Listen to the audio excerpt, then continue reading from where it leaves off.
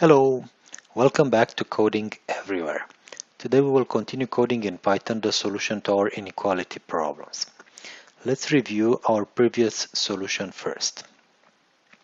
We were working on lexically understanding the formula here, and we were able to extract the left-hand side and the right-hand side and print them out.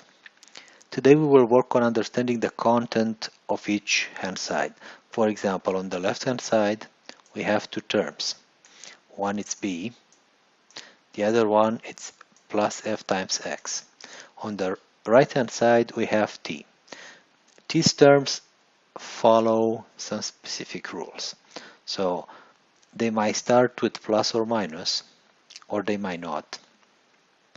And each term can have letters, multipliers, and potentially we can have some numbers. So this might be multiplied with 2, for example. Okay, so Python has a module that allows us to extract such tokens if you provide the clear rule. So this one, it's called RE, which means regular expression. So import RE. I will import the module so that we can use it. And now here I will extract the tokens from the left hand side using RE.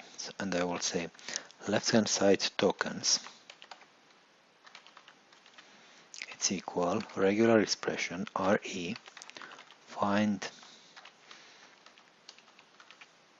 all, and now we have to provide in between quotes the rules and then the string. So we are looking on the left hand side. Okay, we have two parts in the rule.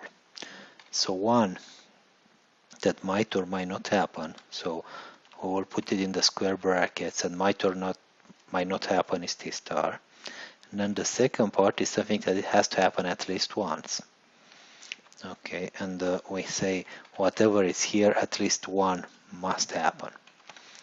Okay, so now here something that might or not might happen is the plus or minus sign. Well, since plus or minus are special characters, we will use a backslash before them. So backslash plus and backslash minus. So this is that. And here things that have to happen at least once. It's lowercase letters, from any letter from A to Z. There might be uppercase letter, so capital A to capital Z. Any digit from 0 to 9. There might be a space, there might be an underscore, and there might be a star. Since star, it's a special character, you can see it here. We'll have to say, well, backslash star. So now we have the LHS tokens extracted. So let's just print them out to make sure that they are right. So I will add some empty lines here. Print. And then right after we are printing LHS, we'll print the LHS tokens.